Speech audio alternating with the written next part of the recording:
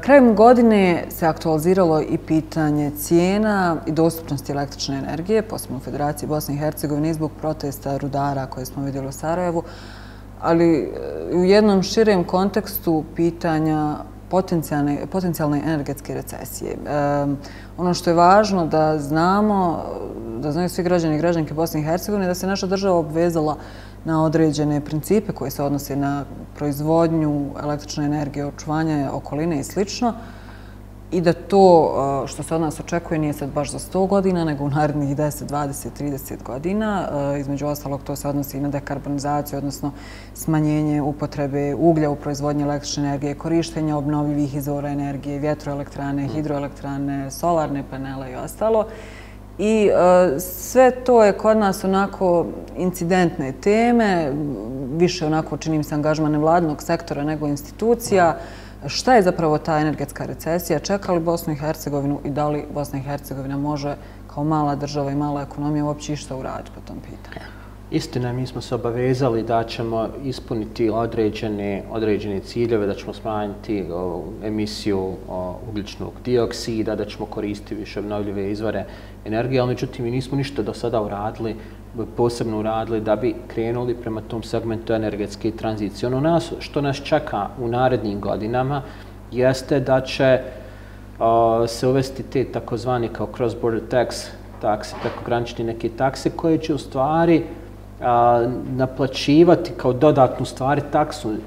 Mnogi griješe kada kaže samo na električnu energiju koja je proizvedena iz čvrstih goriva. Međutim, ne. Ta taksa će se uvesti na apsolutno sve proizvode, izvozne proizvode iz Bosne i Hercegovine koji su koristili električnu energiju proizvedenu iz takvih čvrstih goriva. To je dakle jedan puno širi... Puno širi. Znači, ako gledamo aspekt električne energije, to je možda neki naš treći izvozni proizvod. Doći u tom segmentu sigurno do smanjenja izvoza ako na taj način, gdje možemo li mi ta električnu energiju trošiti na tržištu Bosne i Hercegovine? Sumnjam. Međutim, onda će doći do problema jer će mnogi naši proizvodi poskupiti na europskim tržištima upravo zbog takve takse, ako ne budu koristili obnovljive izvore energije, što može usporiti rast našeg izvoza ili ga čak smanjiti, a automatski to će se odraziti i na naš bruto domaći proizvod. Tako da je to jedna vrlo ozbiljna tema kojoj smo mi možda vrlo neozbiljno prišli kao država, a vrlo nas ozbiljne posljedice čekaju u narednim godinama. Mi sada imamo svakako problem sa porastom cijena, to jeste inflacija, kako se to kaže u stručnoj terminologiji, za koju mi u stvari nismo trenutno ni krivi. To je uvezena inflacija iz inostranstva, međutim, ostajući kod nas različite posljedice. Prvi taj udar je upravo zbog same pandemije COVID-a, puno naštampanog novca koji se dao ljudima da ga troše. Građani su trebali da troše taj novac ne samo na neka trajna dobra, nego u stvari na neke druge aspekte, ali znamo da je bio lockdown, da se nije moglo ići ni u restorane, ni putovati, znači turizam je potpuno zamrao. Mi u stvari danas imamo jedan snažan pritisak na lance distribucije, što je povećalo cijene širom svijeta, pa tako i kod nas. To je jedan aspekt. Drugi aspekt je upravo taj segment dekarbonizacije kojim je ušla Europska unija, možda u najgorem trenutku u ovoj ekonomskoj krizi, da se razumijemo, alternative nema, ali je u najgorem trenutku došao taj aspekt koji je dodatno povećao cijene energenata i mi sada imamo inflaciju i nedovoljno oporavljene ekonomije širom svijeta.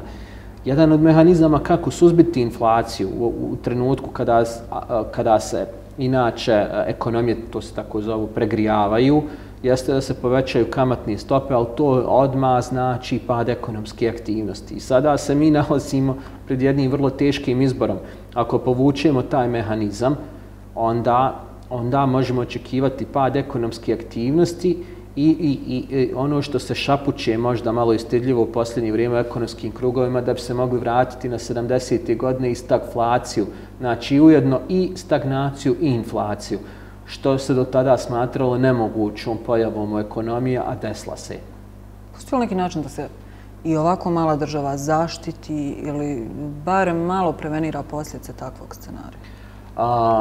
Pa vrlo teško, osim ako država ne želi da iskoristi svoje instrumente, a za sad smo vidjeli da ne želi. Kako se mogu ublažiti rast cijena, recimo energenata? Pa država uzima na svakoj litri goriva akcize.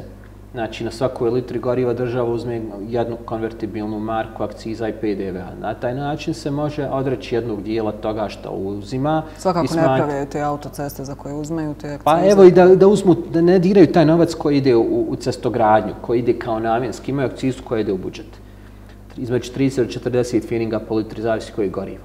Neka dio te akcize barem smanje, ukinu privremeno, suspenduju na pola godine i na taj način obore cijenu goriva u Bosni i Hercegovini. Imaćemo jeftiniji energenti, pomoćemo privredi, pogotovo što se sada najavljuje povećanje električne energije, ne samo za domaćinstva, ne pogotovo za privrednike, koje ćemo opet mi platiti građani, jer ako jedan proizvođač ne može amortizovati taj rast cijena, šta će on uraditi? On će to znači preliti na veću cijenu svojih proizvoda koji ćemo mi morati da platimo. Dakle, ono što je nužno jeste da, bez obzira na svjetske tokove i ekonomiju koju ne možemo kao mala zemlja bilo koji način mijenjati, ono što je nužno je da na našem državnom nivou ili koja god nadležnost bila u pitanju se počnu ozbiljnije baviti donosioci odluka pitanjem obnovljive energije i da shvate da je to nešto što se događa u cijelom svijetu. Niko neće pitati Bosnu hoćete li, nećete li, nego da je to stvarno nužna. Tako je, mi bi možda trebali iskoristiti taj momentum, zamah koji postoji u Europskoj uniji, dobra volja, pa da probamo pristupiti njihovim fondovima koji su stvarno izdašni u ovom segmentu ulaganju u obnovljive izvore energije, energetsku efikasnost, u stvari celokupnu energetsku tranziciju i da dođemo do mnogih grantova, možda u kombinaciji sa nekim našim vlastitim sredstvima ili čak kreditnim zaduženjima da napravimo jedan malo veći investicijski projekt koji u stvari može biti vrlo čak stimulativan i sa tog investicijskog samo aspekta po našu ekonomiju, da ne govorimo dugoročno sa prelaska na te čistije izvore energije. Hvala vam puno. Hvala.